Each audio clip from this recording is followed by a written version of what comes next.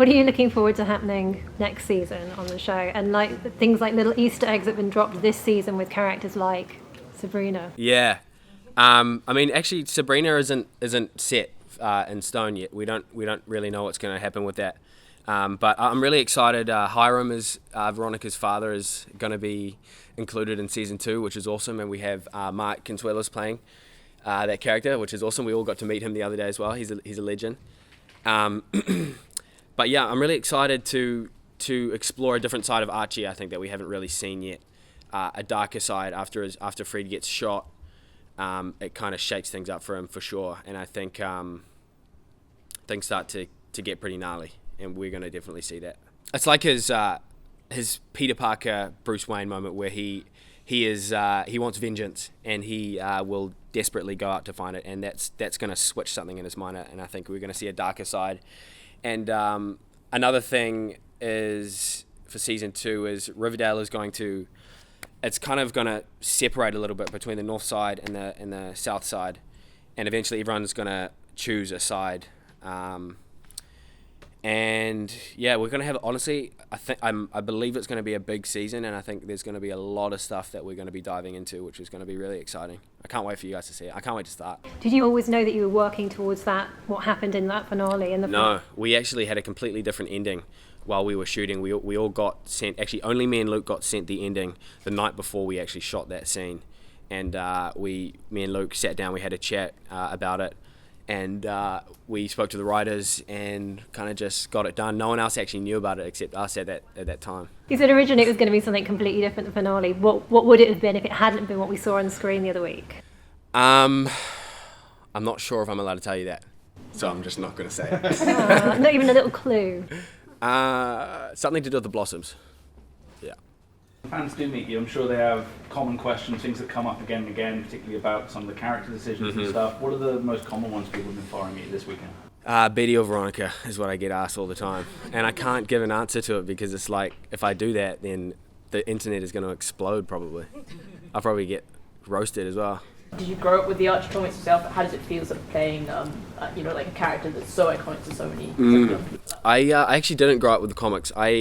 I wasn't too familiar with the comics actually. When I read the pilot, it was the first kind of Archie moment that I had. But my old man actually grew up with him, so it's kind of cool. He grew up in Samoa as well. I'm part Samoan, which is it's crazy to know that kind of Archie made its way over in the islands, which is sick as well. But no, I wasn't too familiar with it before I started. How do you feel about the changes in the character sense? The focus is less on you and more on Yeah, it's good. I think it's good that we're exploring, a lot of the characters from the comics, and we're still incorporating those iconic aspects as well, like the iconic love triangle, and just diving into these characters on a more like relatable level, I think is what we're doing. I think obviously there's a lot of different projects that have love triangles in them. Mm-hmm. What is unique about this one, and can you talk about working with the girls and creating what we're seeing on screen? I think the most unique thing about this love triangle is that it has a history behind it,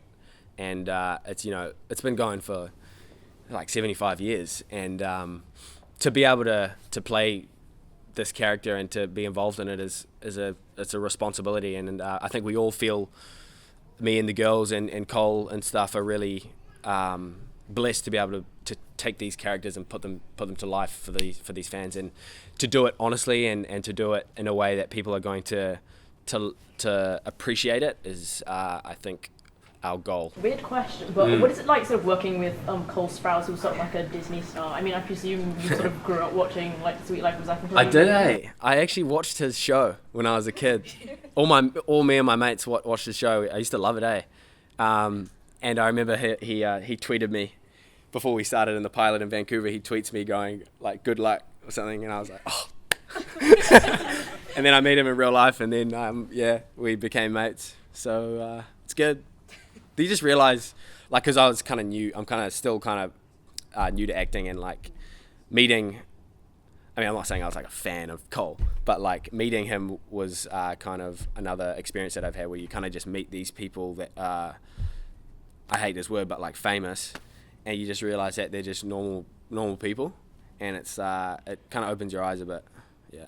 Fans have their favourite moments on screen. Looking back on the filming though, do you have your favourite moments from set? Are there things that make that smile on your face the biggest? Yeah, I don't watch a lot of the stuff.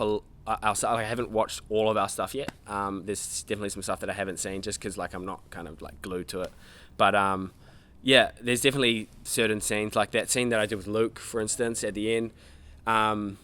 They kind of only used 2 seconds of what we actually had, but that scene was a special scene for me, and me and Luke are like really close as well, which was cool.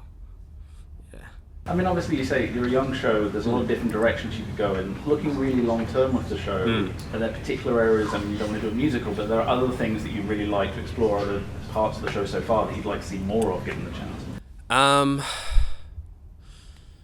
Yeah, I think there's, because of the history of the show and like obviously the thousands of comics that there are in stories, there's a lot that we have to draw on, and there's a lot of ideas that can be taken from the comics and put to life, like kind of what we've been doing.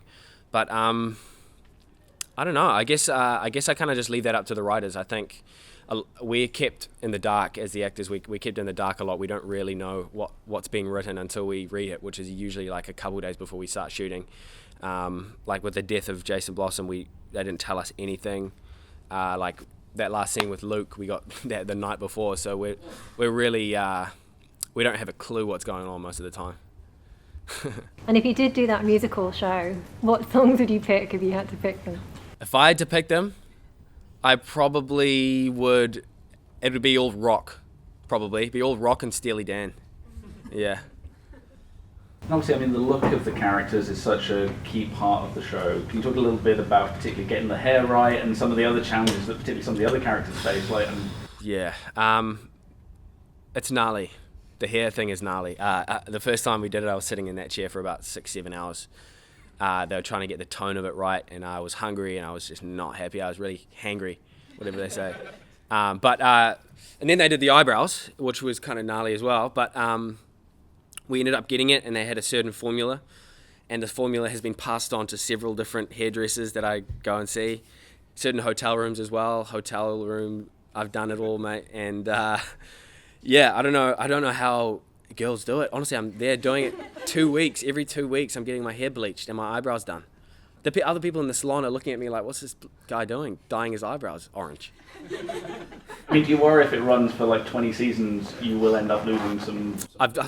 This is the things that I think about when I go to sleep. These are the things that I'm worrying about. Honestly, am I going to have eyebrows when I'm 25?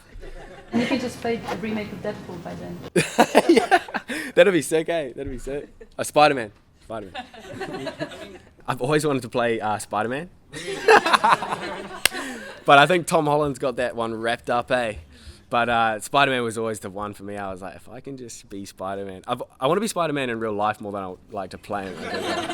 Yeah. When you're playing a character like this that is so iconic and has such a distinctive look, do you worry about how that affects your ability to then go after more varied things, either in the short term? 100%. That was one of the things that I kind of was worrying about when I started the show, was to be typecast.